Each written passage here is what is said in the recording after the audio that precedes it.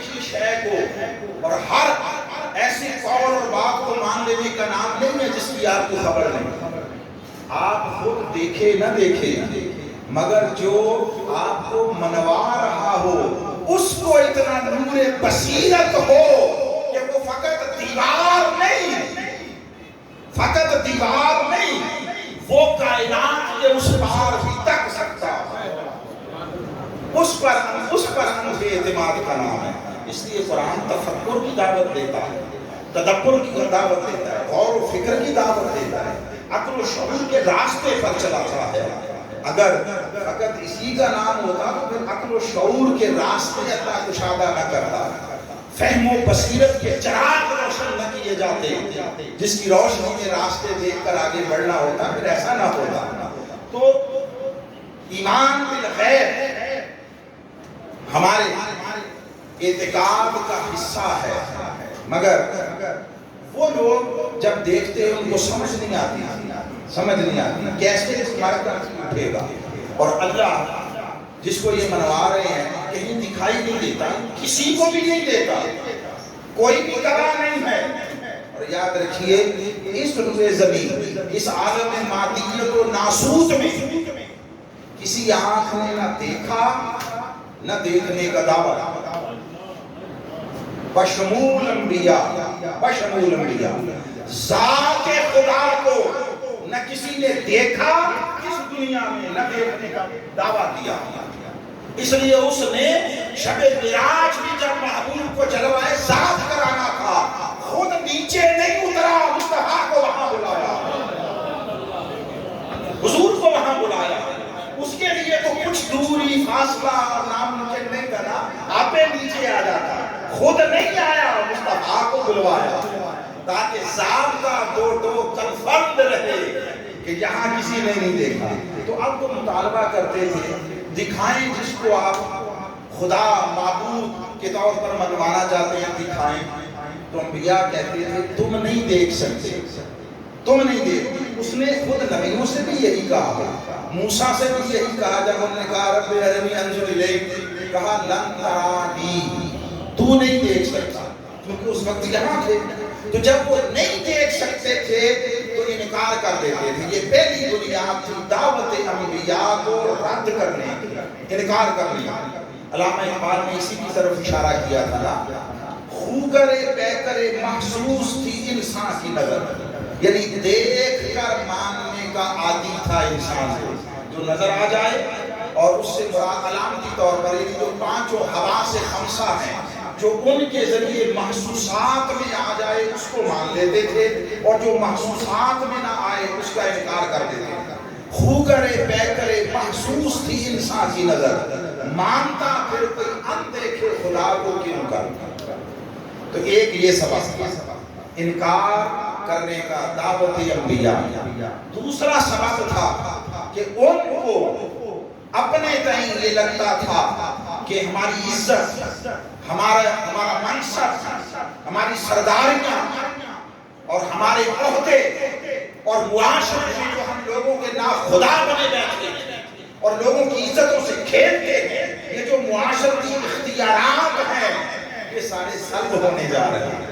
یہ تو پہلے دن سے اطاعت کی راہ پر ڈال رہے ہیں. تو اطاعت کا معنی ہے جھک جانا، اطاعت کا معنی ہے سر تسلیم خم کر لینا. تو دو چیزیں تھیں، اعتقادی سطح پر اللہ کو نہ دیکھ سکنا اور قیامت کو نہ سمجھ سکنا، اور معاشرتی سطح پر اپنی جو معاشرتی حیثیت ہے اس کے چھن جانے کا ڈر.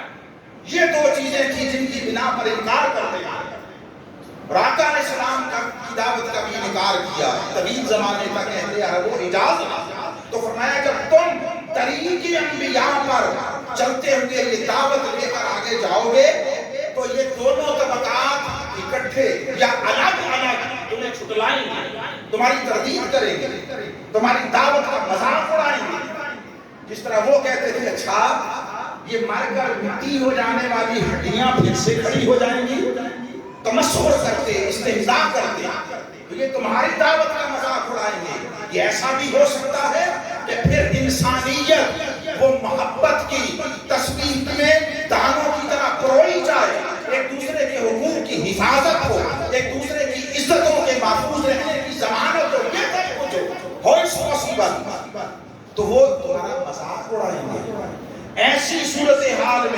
جب سارا زمانہ بھی مخالف ہو جائے، گھر کے اندر سے لے کر گھر کے باہر معاشرے تک، گلی کوچے تک پوری فضا تمہاری دشمنی اور عداوت پہ کھڑی ہو جائے، اور سیسا پلائی ہوئی بظاہر دیوار نظر آئے، اور ساری قوتیں یکجا ہو جائیں، اور تمہاری دعوت کو معاشرے میں ختم کرنے کے لیے کوشاں ہو جائیں، تو سنو ایسی صورتحال میں اللہ فرماتا ہے میں تم سے کہتا ہوں دو چیزوں سے مدد مانگنا، دو چیزوں سے استعانت طلب کرنا، دو چیزوں کو حصول مدد کا ذریعہ بنا۔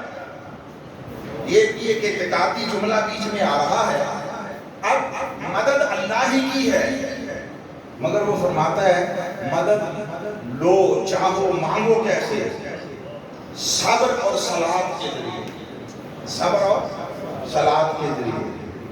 جو لوگ یہ سمجھتے ہیں اور ان کے ذہنوں میں یہ بات ڈال دی گئی ہے رانگلی، غلط طریقے سے، کہ مدد صرف اللہ ہی سے مانگنی ہے اور کوئی ذریعہ، کوئی وسیلہ، کوئی درمیان میں میڈیم نہیں ہے، ان سے سوال ہے یہ وہی رب جو کہتا ہے کہ نماز میں کہلواتا ہے ایاک نستعین، وہی رب فرما رہا ہے استعینوا بالصبر والصلاۃ، صبر اور صلات کے ذریعے مدد میری ہی مانگو، مگر مانگو صبر اور صلات کے ذریعے، اس کو وسیلہ بناؤ تو نہ صبر خدا ہے نہ صلات خدا ہے۔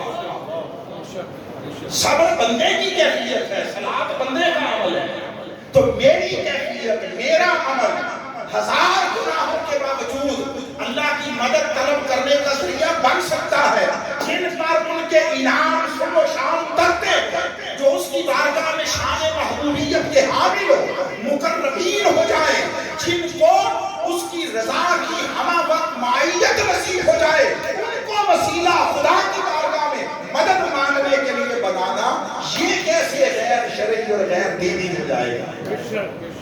میری کیفیت صبر وہ وسیلہ اللہ کی مدد مانگنے کا، میرا عمل صلاح اللہ کی بارگاہ میں اس کی مدد چاہنے کا ذریعہ، تو جن کو اس نے اپنی حفاظت کے حصار میں لے لیا اور اپنی نعمت کا دائماً حامل بنا دیا، اور جن کو اس نے اپنے احسان کے حصار میں لے لیا، ان کو اللہ کی بارگاہ میں اس کی مدد چاہنے کے لیے وسیلہ بنانا، یہ کیسے خارج دین ہو گئی؟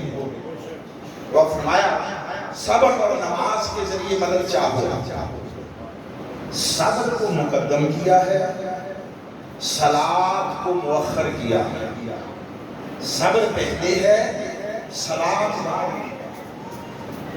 حکمت بعد میں بتاتا ہوں، پہلے یہ سمجھ لیں کہ یہی ترتیب آقا علیہ السلام اور صحابہ کی زندگیوں میں نظر آئی ہے۔ آقا بے ست ہوئی، اعلان نبوت فرما دیا، دعوت حق کا عمل معاشرے میں شروع ہو گیا، خوش بخت لوگ اور نفیس الطبع افراد حضور کی دعوت پر لبیک کہتے ہوئے قبول کرنے لگے۔ اب کتنی عجیب بات تھی، کلمہ پڑھ لیتے، ایمان لے آتے، مسلمان ہو جاتے، دائرہ دین میں داخل ہو جاتے، مگر کلمہ پڑھ لینے اور مومن ہو جانے کے باوجود نماز نہیں پڑھتے تھے۔ یہ میں ان کی بات کر رہا ہوں جو طبقات امت میں سے آپ کہتے ہیں سب سے اونچے ہیں، صحابہ، طبقہ صحابہ۔ اور جب صحابہ کہا جاتا ہے تو یاد رکھیے اہل بیت اس میں از خود شامل ہیں، اہل بیت سارے صحابیت میں شامل ہیں، مگر سارے صحابہ حضور کے اہل بیت ہونے میں شامل نہیں ہیں۔ ہر فرد اہل بیت صحابی ہے، مگر ہر صحابی اہل بیت نہیں ہے، ان کا درجہ جدا ہے۔ تو آپ وہ کلمہ پڑھ لیتے، مومن ہو جاتے، مگر نماز نہیں پڑھتے تھے۔ کوئی 2 4 6 دن، ہفتہ 10 دن کی بات نہیں ہے، مہینہ 4 6 مہینے کی بات نہیں ہے، کم از کم مدت 10 سال ہے۔ اتنی دیر سک کے بعد کم از کم 10 سال، اور بعض روایتوں میں 11 سال، چلو 10 سال تک اعلان نبوت کے بعد کسی کلمہ پڑھ لینے والے پر نماز فرض نہیں تھی۔ وہ شب معراج ہوئی، آپ سب جانتے ہیں، اس میں کوئی اختلاف نہیں کسی کا۔ تو یہ جو 10 سال کا عرصہ گزرا ہے اور اعلان نبوت کے بعد کل عرصہ حیات ظاہری 23 برس ہے، 23 برس، تو 23 میں سے 10 سال نہ نماز اور پھر روزہ حج زکات کا تو تصور ہی نہیں، نماز ابھی فرض نہیں ہوئی۔ گویا یہ جو 23 سال کا عرصہ ہے بعثت سے وصال تک، اس میں سے 10 سال یہ تقریباً 40% راؤنڈ فگر بنتا ہے۔ 40% زمانہ نماز سمیت کسی رکن اسلام کی فرضیت کا حکم نہ آیا۔ اب نماز نہیں پڑھتے تھے، اپنے ذوق میں، شوق میں، محبت میں کوئی بڑے جدا بات۔ آقا علیہ السلام نماز پڑھتے تھے ذوق بندگی میں، اور حضور کے ساتھ سب سے پہلے جنہوں نے نماز پڑھی وہ مولا علی شیر خدا تھے۔ آپ نے فرمایا کہ میں نے نماز فرض ہونے سے 7 سال پہلے مصطفیٰ کے ساتھ، اور خواتین میں سب سے پہلے نماز پڑھنے والی ام المؤمنین حضرت خدیجہ الکبریٰ رضی اللہ تعالیٰ وسلام اللہ علیہا۔ تو یہ ذوق بندگی میں اپنے ذاتی شوق اطاعت و عبادت میں تھا، فرض نہیں ہوئی تھی۔ مگر میں بات عرض کرنا چاہتا ہوں، نمازیں تو 10 سال اس نے دور رکھی، نمازیں بھی پڑھے کر دو، روزے حج زکاتیں بھی پڑھے، مگر ایک شے ایسی تھی، ادھر کلمہ زبان سے ادا ہوا اور ایمان داخل ہوا، اسی لمحے سے لازم ہو جاتی تھی، اور وہ شے کیا تھی؟ بس کلمہ پڑھتے ہی انہیں راہ صبر پر قدم اٹھانا ہوتا تھا۔ صبر کو ایک لمحے اور ایک ساتھ کے لیے اللہ نے وہ اثر نہیں کیا۔ یہ ان سے پوچھئے جنہوں نے اس دور میں کلمہ پڑھا تھا، صبر کیا ہوتا ہے اور جبر کا مقابلہ کیسے کرنا ہوتا ہے۔ یہ جاننا چاہو تو پوچھو حضرت یاسر سے، پوچھئے حضرت سمیہ سے، پوچھئے حضرت بلال سے، پوچھئے حضرت صہیب رومی سے، ان سے جنہوں نے اس دور میں کلمہ پڑھا جب کلمہ پڑھنا مشرق و مغرب اور کل روئے زمین کی اذیتوں کو دعوت دینے کے مترادف تھا۔ افراد خانہ سے لے کر افراد معاشرہ تک ہر کوئی ان کے خلاف کمر کس کر کھڑا تھا۔ اگر بیٹا ایمان لے آیا ہے تو باپ کافر ہے، یہ گھر میں رہتے ہیں۔ اگر بہنوئی ایمان لے آیا ہے تو برادر نسبتی وہ کافر ہے۔ ماموں ایمان لے آیا ہے، بھانجا حالت کفر پر ہے۔ ہر گھر میں یہ کیفیت بنتی چلی جا رہی تھی۔ ذرا تصور کیجئے کہ معاشرے میں باہر نکلتے تانا زنی سے لے کر اذیت رسانی تک کو فیس کرنا پڑتا، گھر کے اندر آتے اس سے بدترین خطرہ ہوتی۔ ان سے پوچھئے نمازیں نہ پڑھتے تھے مگر صبر کی جن گھاٹیوں سے وہ گزرے، خود نمازیں ان کے صبر پر رشک کرتی تھی، نمازیں رشک کرتی۔ صبر ایک دشوار عمل ہے، دشوار۔ تو فرمایا کہ صبر اور نماز کے ذریعے مدد چاہو۔ اب 2 چیزوں کا فرمایا ہے، 2 کام کرنے کا، صبر اور نماز۔ تو جب کام 2 کرنے کو کہے تو اس کا صلہ، اس کا بدلہ، اس کا اجر یہ دونوں چیزوں کے لیے ہوگا نا، اور ہونا چاہیے۔ مگر عجیب بات نہیں کبھی لگی آپ کو کہ فرمایا کہ کام تو 2 کرو، صبر اور صلاح، اور اجرت بیان کی، اجر بیان کیا، صلہ بیان کیا، ان اللہ مع الصابرین، اللہ صبر کرنے والوں کے ساتھ ہے۔ تو مولا وہ جو کہا والصلاۃ، تو ساتھ مصلین بھی فرماتا نا کہ اللہ صبر کرنے والوں اور نماز پڑھنے والوں کے ساتھ ہے۔ ایسی بات ہے نا، جب آپ کسی کو کہتے ہیں کہ 2 کام کراؤ تو ان کے بدلے یہ ملے گا، یعنی دونوں کے بدلے۔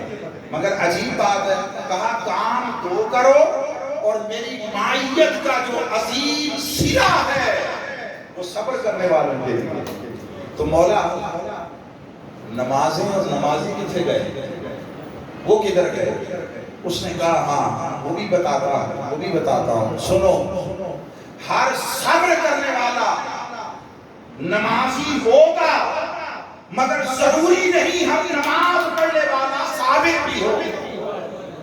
اس لیے کہ نماز پڑھنا آسان ہے کہ تم نے پڑھنی ہے، تم نے خالی پڑھنی ہے، تم نے اقامت صلاۃ کا نہ مفہوم سمجھنا ہے نہ کام کرنا ہے، وہ الگ شے ہے. تم چونکہ خالی نماز پڑھنے والے ہو اس لیے پڑھنا آسان ہے.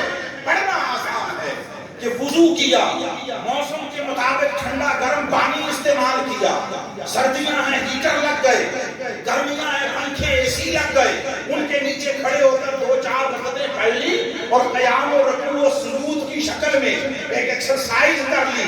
یہ آسان ہے.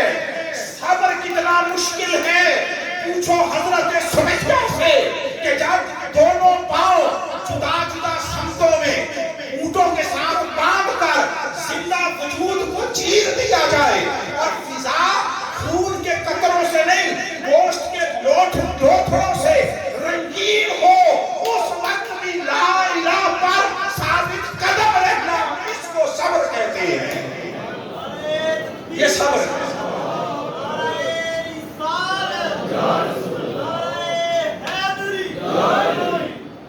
صبر کوئی آسان شے ہے؟ میں جلدی سے، یہ بھی میرے اس کا حصہ نہیں تھا سکیچ کا، مگر ذہن میں آ گئی بات تو شاید آپ کے لیے ڈالی، بعض لوگوں کے لیے نہیں ہوگی، بعض کے لیے جو وابستہ ہے منہاج القرآن کے ساتھ اور جن کی وابستگی عملی ہے، یعنی وہ سنتے پڑھتے رہتے ہیں، ان کے لیے اعادہ ہو جائے گا. یاد رکھیے صبر کی 2 قسمیں ہیں. کتنی؟ 2. ایک تقسیم صرف لے رہا ہے، اور بھی تقسیمات ہیں. جیسے اسم ہوتا ہے نا، اسم کی کئی تقسیمیں ہیں، تعداد کے اعتبار سے، تذکیر و تانیث کے اعتبار سے اور خاص و عام کے اعتبار سے. اسی طرح صبر کی بھی اقسام ہیں، ان میں سے ایک لے رہا ہے، اور وہ یہ کہ صبر 2 قسموں پر ہے. ایک ہے صبر الزاہدین، زاہدوں کا صبر، عبادت گزاروں کا صبر، اور دوسرا ہے صبر العاشقین، عاشقوں کا صبر، عاشقوں کا صبر. یہ جو زاہدوں کا صبر ہے اس کے صرف 3 مرحلے ہیں، 3 مرحلے. میں جلدی اختصار کے ساتھ عرض کروں گا. پہلا ہے الصبر للہ، اللہ کے لیے صبر. اس کا معنی یہ ہے کہ دین میں جو کچھ آپ کو کرنے کو کہا گیا یعنی اوامر، اور جو کچھ نہ کرنے کو کہا گیا یعنی نواہی، ان کی مکمل پابندی. جو کچھ کرنے کو کہا ان چیزوں کے کرنے میں غفلت نہ ہو، اور جن چیزوں کو نہ کرنے کو کہا اس طرف کبھی طبیعت میں رغبت نہ ہو. جو اس پر قائم رہا، حلال پر ثابت قدم رہا، حرام کی طرف نگاہ نہ اٹھا کر رکھا. 1000 مشکلات آئیں، اسی شعبے اسی کلاس کے لوگ ہیں، ان کے گھروں میں ریل ٹیل ہے، ان کے گھروں میں بہت ساری بہتات اور کثرت دکھائی دیتی ہے، چونکہ وہ حلال حرام کی تمیز کے بغیر سمیٹ رہے ہیں. آپ حلال پر قائم ہیں، آپ کو 2 وقت کی روٹی اور نوالے کی بھی فکر ستاتی ہے، آپ فاقے سے ہیں، آپ کے گھر میں تنگ دستی ہے، مگر اس تنگ دستی اور فقر و فاقہ کے باوجود آپ حرام کو اختیار کرنا، لینا تو کجا، اس کی طرف نگاہ اٹھانے کا خیال تک نہیں لاتے. اپنے آپ کو حلال تک محدود رکھا اور حرام سے بچ کر رہے. اس حال میں جس نے زندگی گزاری اور ساری زندگی حدود اللہ کو کبھی پامال نہ ہونے دیا، حلال میں رہے محصول اور حرام کی طرف نگاہ نہ اٹھا کر تکا، جس نے یہ اہتمام کر لیا اس نے زاہدوں کے صبر کا پہلا مرحلہ الصبر للہ عبور کر لیا. ہر کوئی شخص اپنے حال سے واقف ہے، اپنے اندر نگاہ اٹھا کر تکیں کیا ہماری زندگی اس کیفیت کی بھی حامل ہے. اور یہ بات صرف اشیاء اور ان تک نہیں ہے، رویوں میں بھی ہے. رویوں میں بھی حلال و حرام ہے. خوشی کے شادی بیاہ کے مواقع پر نہ اللہ رسول کی تعلیم یاد رہتی ہے، نہ حدود اللہ یاد رہتی ہے، اور سارا وہ جو الزام کا بار گراں بوجھ ہے وہ خواتین کے سر مار دیتے ہیں. عورتیں نہیں مانتی، عورتیں کہتی ہیں ایسے کرنا. اور جب کوئی بات اپنی فی الواقعہ حقیقی منشا کے خلاف ہو تو اس وقت مردانگی منشوں کو تاؤ دے کر کھڑی ہو جاتی ہے. پھر عورتیں مانتی نہیں، یہ نہیں یاد آتا. جب اپنی مرضی ہوتی ہے پتہ چلا ان کا بہانہ ہے، ان کی آڑ ہے، دل سارا اپنا چاہتا ہے. احکام دین ان کا استہزاء کھلے بندے ہوتا ہے، پر خچے اڑائے جاتے ہیں. یہ ہمارا ہم زاہدوں کے صبر کے پہلے مرحلے کو بھی عبور نہیں کر پاتے اور دعوے کرتے ہیں عشق و عاشقی کے، عاشق ہونے کے. عاشق تو کہیں آگے کے مسافر ہوتے ہیں. یہ ادھر ملا ملانے ادھر رہنے والے ہیں. عاشق جان ادھیرے ہو، عاشقوں کا سفر آگے. یہ تو ابھی زاہدوں کا سفر ہے. تو جس نے ساری زندگی حلال اور حرام کو خلط ملط نہ ہونے دیا، اس نے پہلا مرحلہ عبور کیا عبادت گزاروں اور زاہدوں کے صبر کا. پھر اگلا مرحلہ شروع ہو گیا الصبر علی اللہ. اللہ کی طرف سے جو تقدیر میں آ گئی بات، تقدیر میں اس پر اس نے دل میں خیال شکوہ اور زبان پر حرف شکایت رہا. مثلا وہ خود فرماتا ہے نا وَلَنَبْلُوَنَّكُمْ بِشَيْءٍ مِّنَ الْخَوْفِ وَالْجُوعِ وَنَقْصٍ مِّنَ الْأَمْوَالِ وَالْأَنفُسِ وَالثَّمَرَاتِ. 5 بچے ہیں اس کے. کسی کو 1 کے ذریعے آزماتا ہے، کسی کو 2، کسی کو 3، 4، کسی کو 5 کے ذریعے. مگر آپ نے اپنی محنت کی، صلاحیتیں صرف کی، سب کچھ کیا، اس کے باوجود تنگی ہے. اولاد یا ہوئی نہیں یا ہو کر چلی گئی، 100 طریقوں سے آزماتا ہے وہ. تو خواہ فراخی ہو خواہ تنگی ہو، کچھ بھی ہو، ہر حال میں خوش رہے اللہ کی رضا پر. جس نے یہ کر لیا جو اس کی تقدیر پر راضی رہا، اس نے زاہدوں کے صبر کا دوسرا مرحلہ عبور کر لیا الصبر علی اللہ. اور تیسرے مرحلے میں داخل ہو گیا، وہ ہے الصبر مع اللہ، اللہ کے ساتھ صبر. اس کا معنی یہ ہے کہ اپنے آپ سے جدا ہو گیا، خود سے الگ ہو گیا، فنائیت اختیار کر لی، تھک گیا، مر گیا، اور موتو قبل ان تموتو کی عملی تصویر بن گیا. اب جو مرضی ہو، اب خواہ تنگی اور فراخی پیچھے رہ گئے. اب عزت ملے یا ذلت ملے، عزت ملے یا ذلت ملے، پرواہ کوئی نہیں ہے. بس اس کے امر اور اس کی رضا کے ساتھ جڑ گیا. جس نے اس کو قبول کر لیا اور اس پر راضی رہا، وہ زاہدوں کے صبر کے تیسرے مرحلے کو عبور کر گیا. یہ زاہدوں کا سفر. جہاں یہ تینوں مرحلے ختم ہوتے ہیں، زاہدوں کا سفر ختم ہوتا ہے، اس سے آگے عاشقوں کا سفر شروع ہوتا ہے. اور عاشقوں کا سفر یہ ہے عاشقوں کا. اور صبر یہ ہے، وہ ہے الصبر علی اللہ. یار کے بغیر صبر. زاہد جب اپنے سفر صبر کی انتہا کو پہنچتے ہیں تو الصبر مع اللہ کے منصب پر فائز ہوتے ہیں. اس کا معنی یہ ہے ادھر سے ان کے حسب حال کوئی پردہ اٹھا کر جھلک دکھائی جاتی ہے، کوئی تجلی نظر آتی ہے، کوئی جلوہ و جمال کا عکس نظر آتا ہے. یہ اس کی لذتوں میں کھو جاتے ہیں، پردے اٹھ جاتے ہیں، حجابات مرتفع ہوتے ہیں. یہ ادھر کے معنی اعلیٰ کے نظاروں میں غرق ہو جاتے ہیں. سو ادھر جو ہوتا ہے اس کا خیال اور ملال نہیں رہتا. عاشق وہ ہوتے ہیں کہ رہتے بھی ہجر میں ہیں، ساری اذیتیں برداشت کرتے ہیں، پھر بھی یار کے نام پر بکتے رہتے ہیں، مٹتے رہتے ہیں. یار تکے یا نہ تکے، یار پیغام بھیجے یا نہ بھیجے، یار تحسین کرے یا نہ کرے، یار کی طرف سے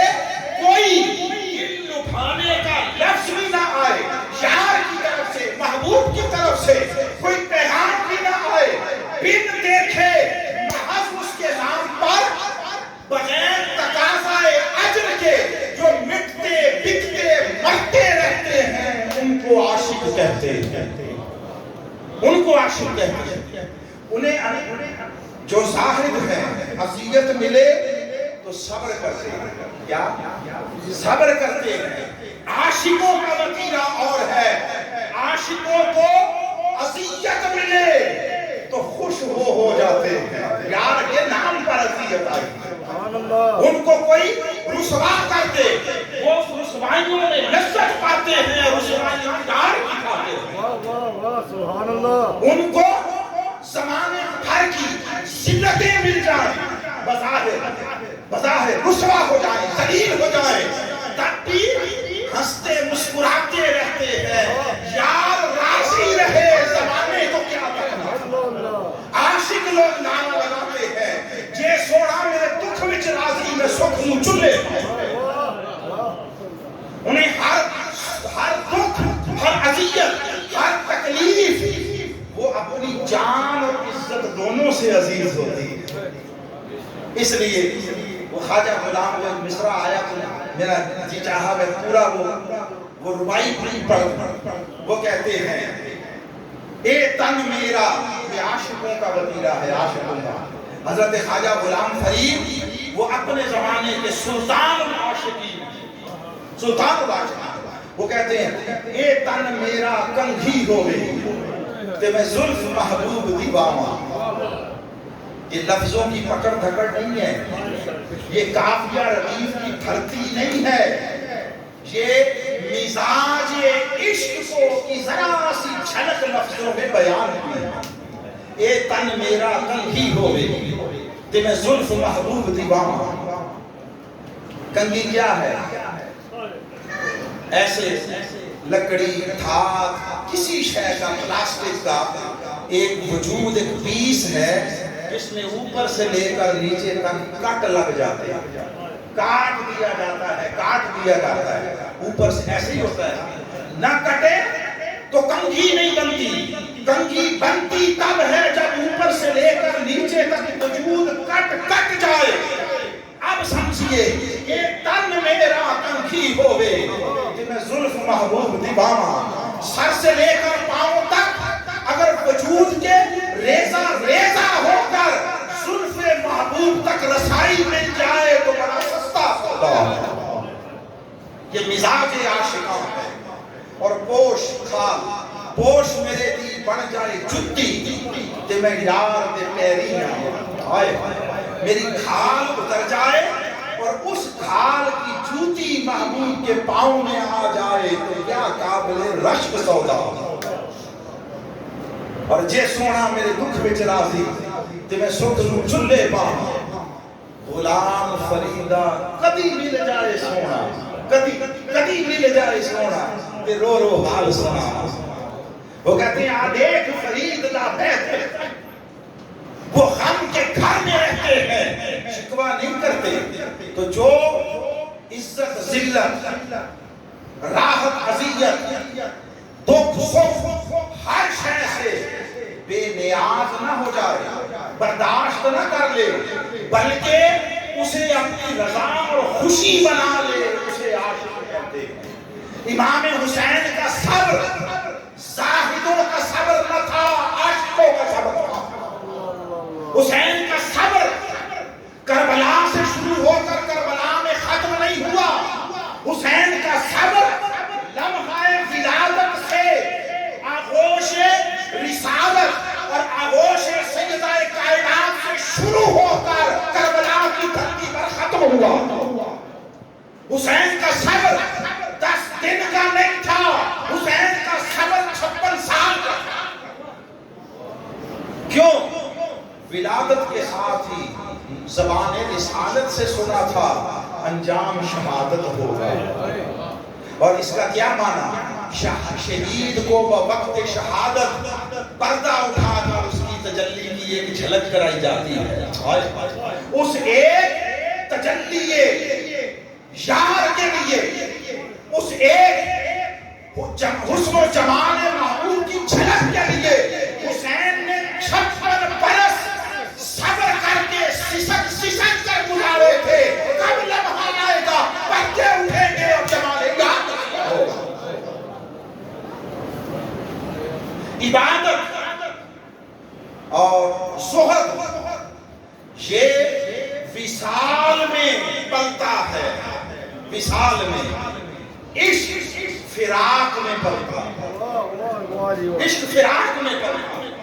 عاشقوں کے لیے وصال موت ہے، اس لیے کہ تمنا ختم ہو گئی، تمنا ختم ہو گئی۔ تو حسین عاشقوں میں سے تھا، عاشقوں میں سے، تو اس نے تو ولادت سے لے کر شہادت تک کا سفر اس ایک وعدہ دیدار کے لیے کیا تھا جو زبان مصطفیٰ سے ملا تھا، اس سے نصیب ہوا تھا۔ تو یہ وہاں سے شروع نہیں ہوا تھا۔ اب بڑی اہم بات ہے، بڑی اہم بات، پھر میں پیغام کی طرف آؤں گا، پھر بات جڑے گی اور سمجھ بھی آ جائے گی انشاءاللہ العزیز۔ اس لیے یاد رکھیے، ظاہر لوگ اجرت ثواب اس چکر میں ہوتے ہیں، یہ کر دو اتنا ثواب، یہ کر دو اتنا اجر، گنتیاں، شمار۔ وہ کسی نے کہا تھا کہ تسبیح کے دانوں سے احس کام لیا، یوں مفت کا زاہدوں نے الزام لیا، تیرا نام تو وہ تھا جو بے گنتی لیتے، کیا لطف جو گن گن کے تیرا نام لیا۔ یہ زاہدوں، عبادت گزاروں اور بعض صورتوں میں ملا ملانوں کا کسب ہے۔ عاشق حساب کتاب نہیں کرتے، جہاں حساب کتاب رہے وہاں عشق نہیں ہوتا، جہاں عشق آ کر جلوہ گر ہو جائے وہاں حساب کتاب نہیں رہتے۔ کیا حساب کتاب سے کرنا؟ جب تک حساب رہے منو تو رہتا ہے، یہ میرا ہے یہ تیرا ہے، یہ میرا تھا تجھے دے دیا۔ جب تک منو تو رہے اس وقت تک وادی عشق کی ہوا کا جھونکا نہیں ملتا، اور جب وادی عشق میں سے گزرنا نصیب ہو جائے من رہتا ہی نہیں، تو ہی تو ہو جاتا ہے، فقط تو ہو جاتا ہے۔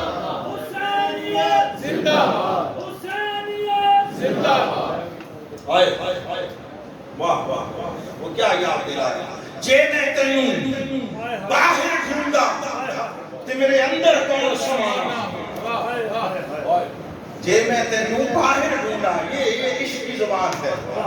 جے میں تینوں باہر ڈھونڈا تے میرے اندر کون سمانا، جے میں تینوں اندر ڈھونڈا پھر مقید جانا، ہر وچ تو ہے، ہر تھاں تو ہے، تینوں سب کو پاک پچھانا، میں بھی تم کے تو بھی تو ہے، بھلا کون نمانا۔ جب تک وجود بھلا مٹ نہ جائے، مر نہ جائے، وجود خاکی جب تک آشنائے فنا نہ ہو جائے، شکار موت نہ ہو جائے، اس وقت تک سرزمین وجود پر عشق کی کوپل نہیں پھوٹتی۔ حسین عاشقوں میں سے ظاہر حساب کتاب میں لگا رہتا ہے، اس کا سودا یہی ہوتا ہے، اتنی تسبیح کی اتنا ثواب، وہ جنت میں درخت ہی لگاتے رہنے کے چکر میں، دنیا میں لگائے نہ لگائے جنت کے درخت چاہیے، تو جنہیں جنت کے درخت چاہیے کبھی دنیا میں بھی لگا دیا، دنیا میں کیا خبر، یہ جو دنیا میں آج لگاؤ یہ لاکھوں کروڑوں سالوں میں جب جنت میں پہنچو تو کتنا بڑا ہوا ہوگا۔ یہاں بھی لگایا کرو تاکہ وہاں کے سوداگر نہ بنو، اس دنیا کو بھی کبھی جنت بنایا کرو۔ یہ جملہ معترضہ تھا بیچ میں آ گیا۔ اب عاشقوں کا طریق اور ہے، وہ حساب کتاب، لین دین، قیمت، اجرت، اس کی طرف نگاہ نہیں آتا، یہ سارا کچھ عشق کے لیے زہر ہوتا ہے، قاتل ہوتا ہے۔ سمجھنا چاہو کیسے؟ تو دیکھیے میری اور آپ کی عبادت مقام سے فضیلت پاتی ہے۔ کس سے؟ مقام، جگہ۔ آپ گھر میں بھی نماز پڑھتے ہیں، ہو جاتی ہے نا، ثواب ملتا ہے یا نہیں ملتا، لیکن آپ مسجد میں چلے جائیں، جگہ بدلی، مقام بدلا، ثواب برابر رہے گا؟ بولیے نا۔ دیکھیں نعرے سبحان اللہ کہلوانا، ہاتھ اٹھوانا یہ میرا میرا طریق نہیں ہے، ساری زندگی میں 35 سال میں کبھی کسی ایک مجلس میں بھی علم سے کوئی کام نہیں کیا۔ جی میری باتوں کا سوال کا استفسار کا جواب اس لیے دیں کہ میں بالکل کلوزنگ کی طرف جا رہا ہوں، تو میں چاہتا ہوں کہ وہ بات اچھی طرح ترتیب کے ساتھ ذہن میں ممکن ہو سکے تو بیٹھ جائے۔ آپ نے جو گھر میں نماز پڑھی اجر و ثواب ہے یا نہیں؟ آپ مسجد میں چلے گئے وہاں بھی ہے، مگر کیا دونوں کا اجر و ثواب برابر ہے؟ نہیں، مقام بدلا، ثواب بدل گیا، فضیلت بدل گئی۔ اچھا، آپ نے محلے علاقے گاؤں کی مسجد میں نماز پڑھی، اس کا بھی ثواب ہے۔ میں شارٹ کر رہا ہوں، آپ نے اگلی نماز مسجد اقصی میں پڑھی، ایک اپنے محلے کی یا بادشاہی مسجد لاہور میں پڑھی تھی، اس کا بھی ثواب تھا۔ اگلی نماز آپ نے مسجد اقصی میں پڑھی، ثواب برابر ہے؟ میں عزم حدیث اور عزم دین بات کر رہا ہوں۔ 25,000 گنا اجر بڑھ گیا، حدیث ہے نا؟ اچھا، آپ نے ایک نماز مسجد اقصی میں پڑھی، اگلی مسجد نبوی میں پڑھی، ثواب برابر ہے؟ بڑھ گیا، تبدیل ہو گیا، مقام بدلا، ثواب و فضیلت بدل گئی۔ آپ نے ایک نماز مسجد نبوی میں پڑھی، اگلی صحن کعبہ میں بیت اللہ میں پڑھی، بولیے ثواب برابر ہے؟ بدل گیا نا۔ میری اور آپ کی نمازیں مقام سے فضیلت پاتی ہیں، حسین کی نماز نے مقام سے فضیلت نہیں پائی، مقام نے حسین کی نماز سے فضیلت پائی ہے۔ سجدہ شبیر سے پہلے اور نماز حسین سے پہلے کوئی کربلا کو جانتا، اور کوئی مجھے ایک روایت لا کر دکھائے۔ میں نے ساری زندگی پڑھی تو خیر کیا، میں قلیل المطالعہ شخص ہوں، میں نے کبھی سنا بھی نہیں کہ کسی حدیث کسی روایت میں کربلا میں نماز پڑھنے کی 2 گنا اجر کی بھی کوئی روایت آئی کوئی حدیث دکھا دے کہ کربلا میں نماز پڑھو تو اجر 2 گنا ہے، کسی مسلک سے تعلق رکھتا ہو تو مجھے دکھائے 2 گنا اجر کی۔ مگر یہی تو بات تھی، میری یہاں کی نمازیں مقام سے اجر و فضیلت پاتی ہیں۔ حسین کی نماز، حسین کی بندگی اور حسین کے سجدے نے مقام سے فضیلت نہیں پائی، مقام نے سجدہ حسین سے فضیلت پائی ہے۔ ارے صحن کربلا میں ازل سے ابد تک ہونے والے لاکھوں کروڑوں لاتعداد سجدے، عبادتیں، بندگی، تسبیحات، تحمید و تحلیل، سب ایک طرف، ریگزار کربلا پر حسین کی ایک نماز اور سجدہ صحن عرب کی کل عبادتوں کے ماتھے کا جھومر بن گیا۔ حسین نے وہ سجدہ کیا کہ اگر یہ سجدہ نہ حسین کرتا، صحن حرم سجدوں کو ترس گیا۔ زمین کی آغوش پیشانیوں کو ترس جاتی اگر حسین وہ سجدہ نہ کرتا۔ حسین عاشقوں میں سے تھا۔ عاشق سودے بازیاں نہیں کرتے، ایک ہی بار سودا کرتے۔ حسین نے ایک بار سودا کیا تھا، مولا مجھے اجر و ثواب سے غرض نہیں ہے، وہ مسجد نبوی ہے، 50,000 گنا اجر وہاں تھا، حسین یہ جا رہا ہے۔ وہ صحن کعبہ ہے، 1,00,000 گنا اجر تھا، حسین وہ جا رہا ہے۔ اور صرف 1,00,000 گنا اجر نہیں، حج چھوڑا، طواف کعبہ چھوڑا، سعی صفا و مروہ کو چھوڑا، حج کی فضیلت کو چھوڑا۔ کب؟ 8 ذی الحج کو حسین نے حج کو عمرے سے بدل کر احرام اتارا اور سوئے کربلا چھوڑا۔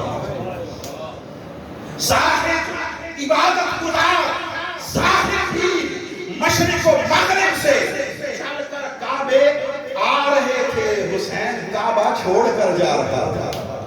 وہ سارے رب سے اجر اور جنت کے طالب تھے، یہ اجر و جنت کا طالب نہیں تھا، یہ مولا کا طالب تھا۔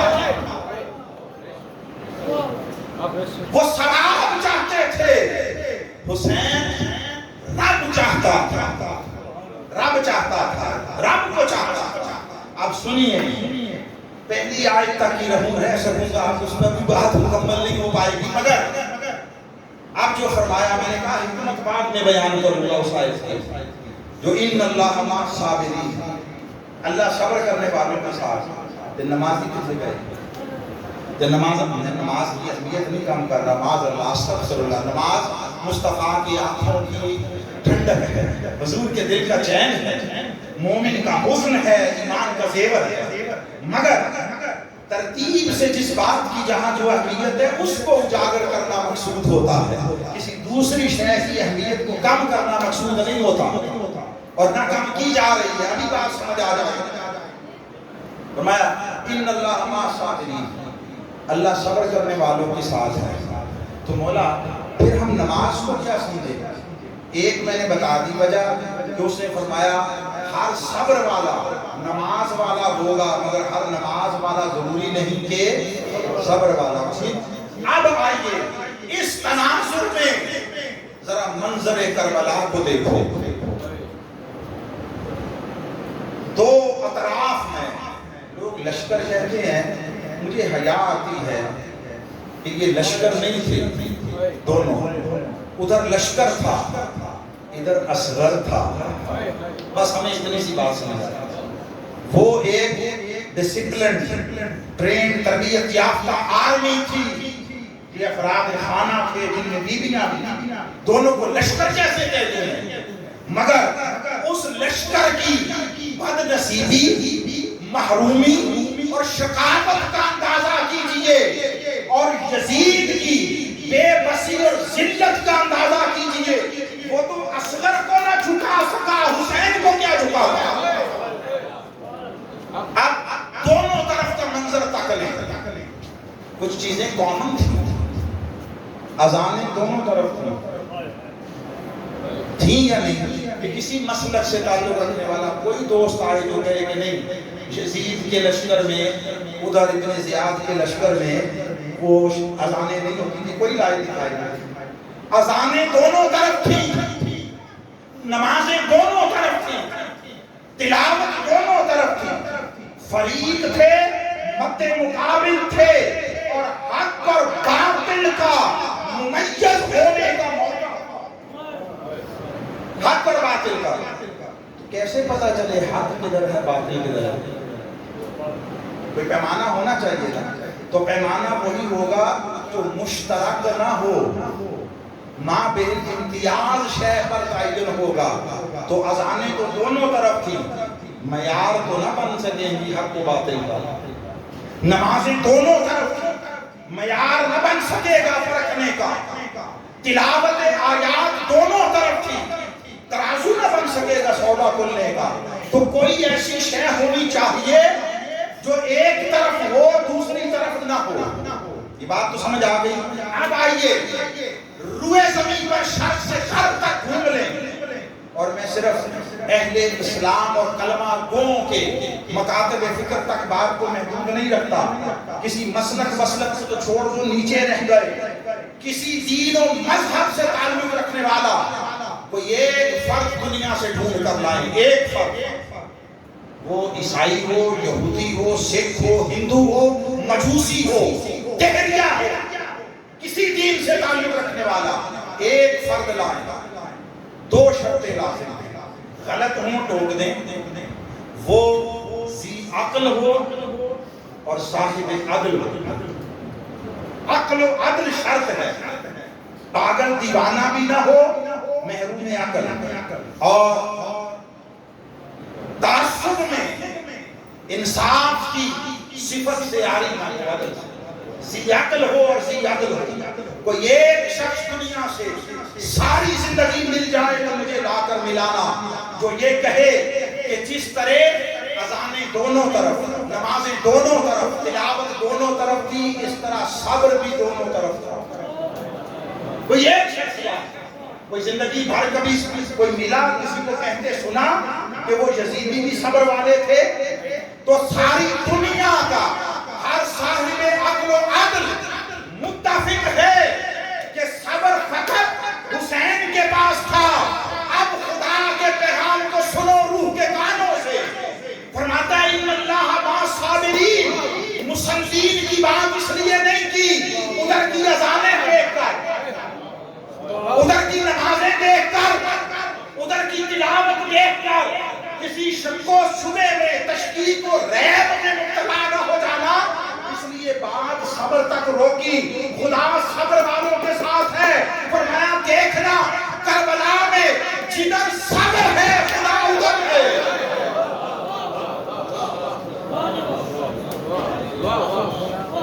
ہمیں قرآن بزبان حال پکار پکار کر کہہ رہا ہے، لوگوں کربلا کے دن بھی خدا حسین کے ساتھ تھا، آج بھی حسین کے ساتھ ہے، صبح قیامت اور بعد از قیامت بھی خدا حسین کے ساتھ ہوگا۔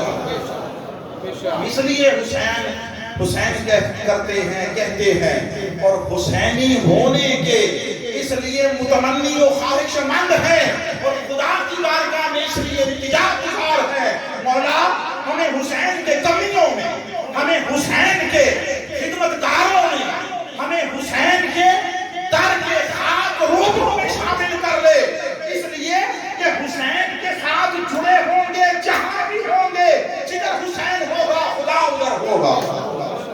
جسے خدا والا بننے کا شوق ہو وہ پہلے حسین والا بنے، حسین والا۔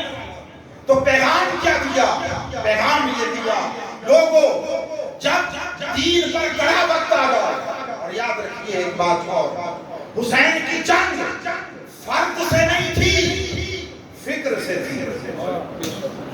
حسین کی جنگ کسی ذات سے نہیں تھی، نظام سے۔ ذاتی طور پر اگر وہ یزید ذاتی طور پر اپنی ذاتی حیثیت میں اگر وہ بد اعمال بھی ہوتا، حسین نہ اٹھتے، حسین نہ اٹھتے، پھر حسین کا اٹھنا خروج ہوتا، جیسے بعض لوگ کہتے، پھر بغاوت ہوتی۔ اس بدبخت نے حسین کے نانا کے دین کی حدود کو پامال کیا، اقدار دین کو برباد کیا، اس نے حلت و حرمت کی حدود توڑی، اس نے دین مصطفیٰ کا استہزاء کیا، مذاق کیا، اور جو معاشرتی نظام تھا اس نے اس معاشرتی نظام کو تحس نحس کر دیا۔ اس لیے حسین کا اٹھنا امر خدا کی تعمیر تھا، کتاب سیرت مصطفیٰ کی تکمیل تھا۔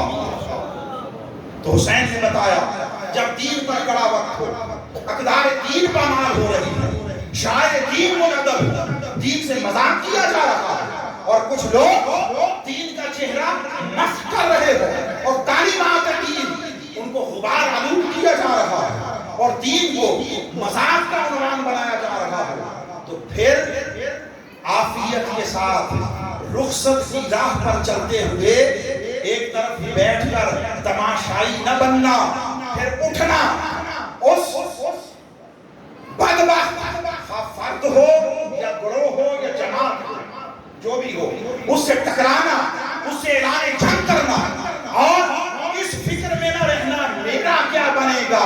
تم اپنا آپ اللہ کے دین کی حرمت پر قربان کر دو، دین تمہارا محتاج نہیں ہے، تم دین پر مٹ جاؤ، خدا قیامت تک تمہیں مٹنے نہیں دے گا۔ ہمارا نظریہ زندگی یہ ہے، ہم گھروں میں عام طور پر سنتے ہیں، لوگ کہتے ہیں، بزرگ بچوں سے کہتے ہیں کہ ایسے جینا سیکھو اور ایسے زندہ رہو کہ سانپ بھی مر جائے اور لاٹھی بھی جانا چاہیے۔ سنتے ہیں، ہر جگہ کہا جاتا ہے۔ یہ میرا اور آپ کا نظریہ زندگی ہے۔ حسین نے جو پیغام دیا وہی پیغام شہادت امام حسین ہے۔ انہوں نے پیغام دیا، لوگوں جب ایسے حالات ہوں تو میری مثال سے تقویت لینا، مجھ سے انسپیریشن لینا، اور میں نے اس لیے ہر رشتے کو قربان کیا۔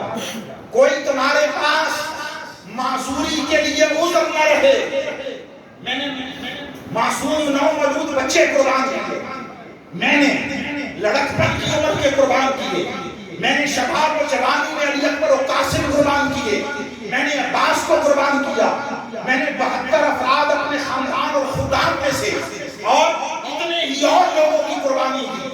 میدان کربلا کے شہداء کی کل تعداد سنیے 146 یا کم و بیش ہے، 72 صرف اہل بیت اطہار اور ان کے خدام کی تعداد، 72 کل افراد 150 کے قریب قریب ہیں، اس میں بچے بھی ہیں، بوڑھے بھی ہیں، اس میں رشتہ دار بھی ہیں، خدام بھی ہیں، احباب بھی ہیں، آبان و انصار بھی ہیں۔ فرمایا ہر رشتہ دین خدا کے رشتے پر قربان کر دے گا۔ کمزوری نہ اختیار کرنا، کمزوری نہ دکھانا۔ جب ایسا کرو گے تو سنو، ایسے حالات اٹھنا، ٹکرا جانا، وجود کی لاٹھی رہے یا نہ رہے، ظلم اور یزیدیت کے ساتھ کا سر کچلا جانا چاہیے۔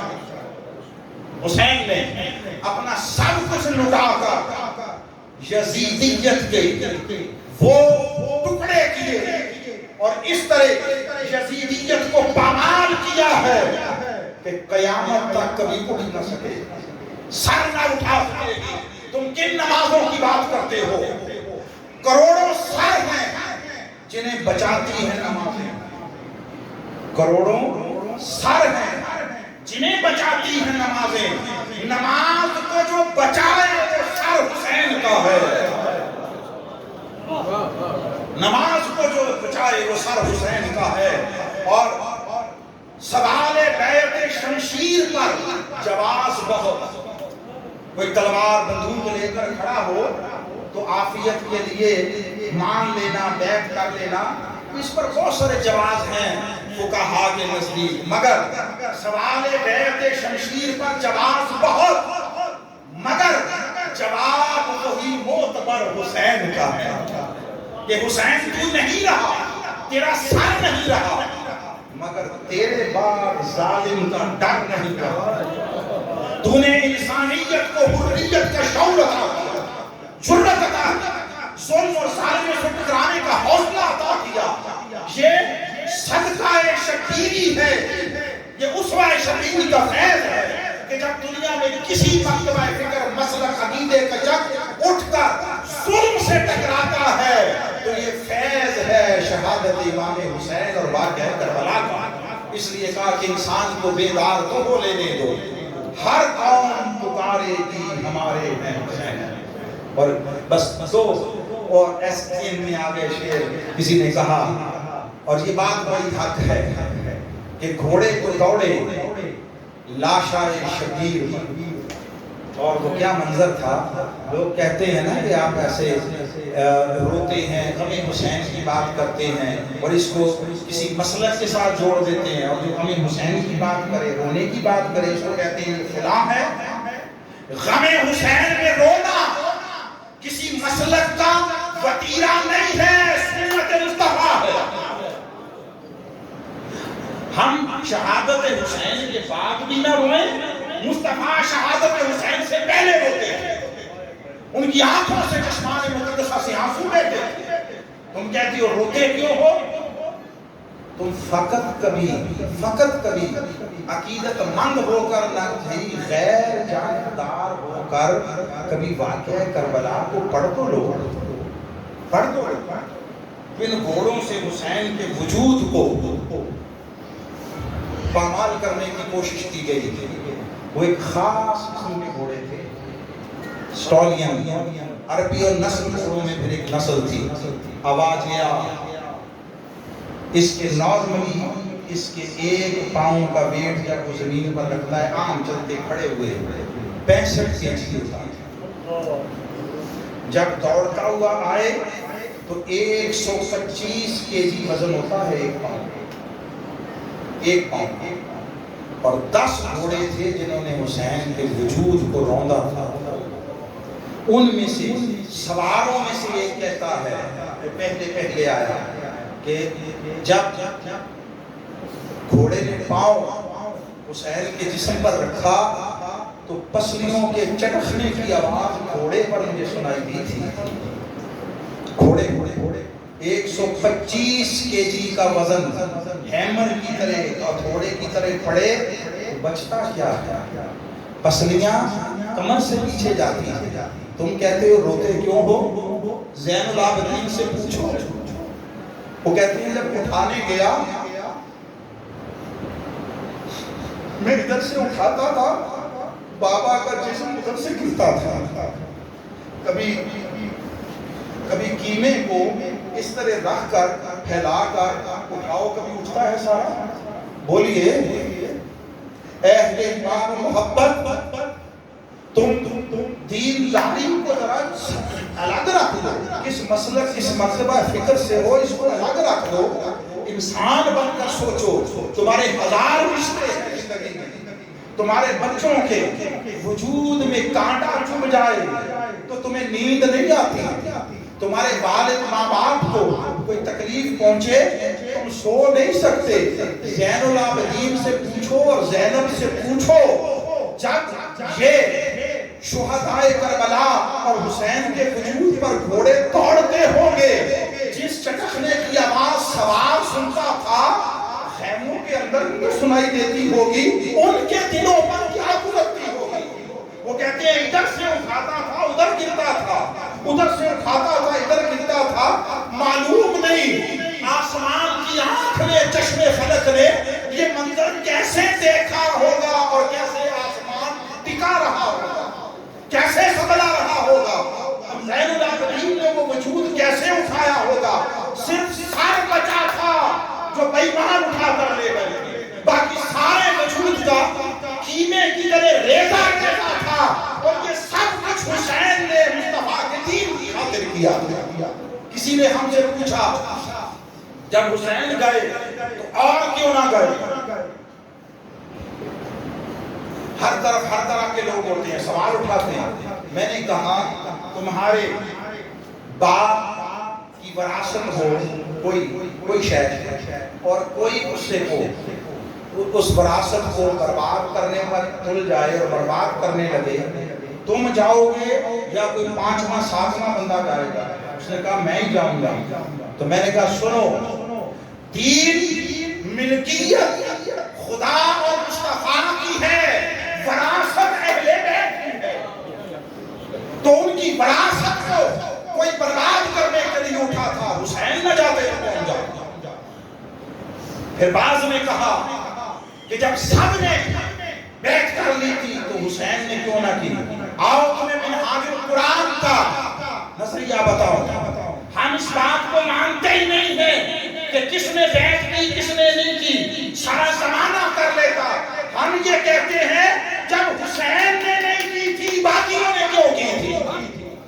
معیار باقی نہیں ہے، معیار حسین ہے، معیار اہل بیت ہے، پیمانہ اہل بیت ہے، ترازو اہل بیت ہے۔ آؤ اہل بیت کی محبت کو دلوں میں بساؤ۔ وقت کے جسیدوں کے خلاف پرابلم یہ ہے اس یزید پر لعنت کرتے ہیں اور وقت کے یزیدوں کے ساتھ سمجھوتے کرتے ہیں، ادھر حسین کو اپریشیٹ کرتے ہیں اور اپنے زمانے کے یزیدوں کے ہاتھوں میں ہاتھ دیتے ہیں۔ اس لیے معاشرے میں حسین کا نام تو سنائی دیتا ہے، کردار حسین دکھائی نہیں دیتا۔ علامہ اقبال نے بھی کہا تھا کہ قافلہ حجاز میں ایک حسین بھی نہیں، گرچہ ہے تابدار ابھی گیسوئے دجلہ اوپرا، وہ کنارہ پھر کسی حسین کا منتظر ہے۔ آؤ کردار حسین کو زندہ کیجئے اور حسین کے نام پر رونے والوں اور حسین کے نام پر زندگیاں وقف کرنے والوں، یزید ذات سے لے کر یزید وقت تک ہر یزید سے ٹکرانا۔ ایک یزید اندر ہوتا ہے، ایک یزید اور کئی یزید باہر ہوتے ہیں۔ اندر کے یزید کا نام نفس ہے اور باہر کے یزید کے ہزاروں عنوان ہیں۔ جہاں ظلم ہوگا یزید ہے، جہاں استحصال ہوگا یزید ہے، جہاں دوسروں کے ساتھ ظلم و زیادتی ناانصافی ہے یزید ہے۔ آؤ یزیدان وقت سے ٹکرانا سیکھو، جرأت پیدا کرو، راہ حریت پر چلو، اپنے اندر قربانی میں شہادت کا جذبہ پیدا کرو تاکہ تمہاری نسلوں کو اور تمہارے قیامت تک آنے والے بچوں کو یہ وراثت منتقل ہو۔ بس اس پر ختم کر رہا ہوں۔ اور میرے بڑے پسندیدہ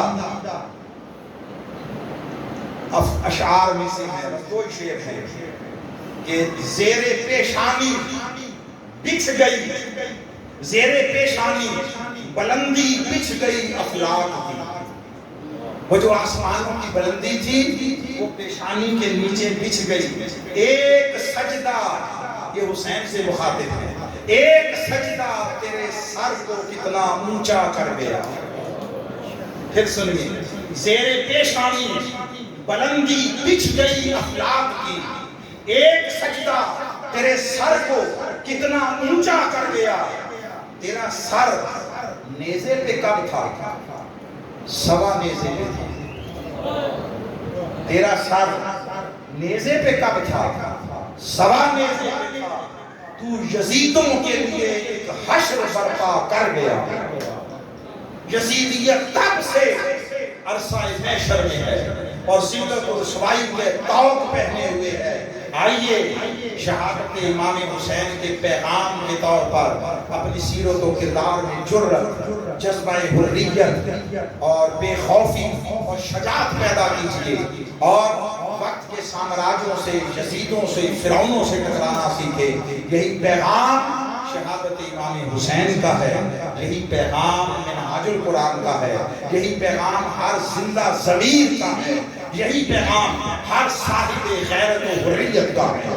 جہاں ظلم کے خلاف آواز اٹھانے کی خو اور آواز اٹھانے کا حوصلہ نہیں ہے، وہاں باقی سب کچھ ہو سکتا ہے، حسینیت نہیں ہو سکتی. حسینیت نام ہے، بے خوفی کے ساتھ یزیدوں سے ٹکرا جانا.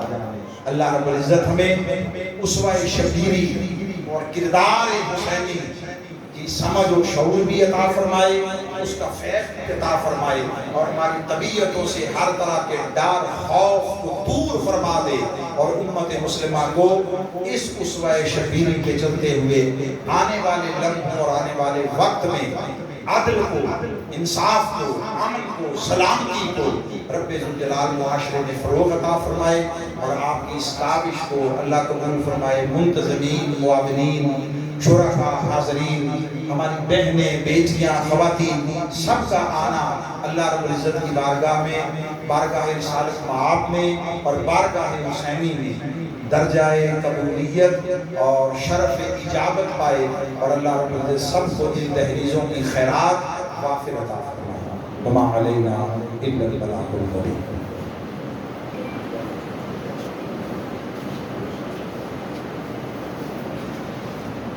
الحمدللہ آج 3 روزہ پیغام شہادت امام حسین علیہ السلام کانفرنس اختتام کو پہنچی. یہ سارا کریڈٹ تحریک منہاج القرآن کے علاوہ محترم المقام حاجی محمد ارشد صاحب المعروف صاحب جی، ان کی وجہ سے ہے، ان کی بدولت ہے. ان کے اعزاز میں تحریک منہاج القرآن کی طرف سے کچھ کتب ہیں ساتھیوں کے لیے. میں ملتمس ہوں حضرت علامہ مولانا اختر علی آبان صاحب سے کہ وہ حاجی محمد ارشد المعروف صاحب جی انہیں حضور سیدی شیخ الاسلام کی کتاب تحفے میں دیں. یہ صاحب میری جان والے اور حضور یہ 1 دہائی سے زیادہ عرصہ ہو گیا ہے، 1 دہائی سے زیادہ یہ ہر محرم کے 3 روزہ پروگرام ہمیں آج دیتے ہیں اور بڑی محبت کرتے ہیں اور بڑی شفقت کا اظہار کرتے ہیں. جی حاجی محمد سلیم صاحب سے ملتمس وہ آئیں اور حضور سیدی شیخ الاسلام کی کتاب تحفے میں وصول فرمائے. حاجی محمد اصغر صاحب سٹریٹ والے اور ان کے دوست بٹی صاحب.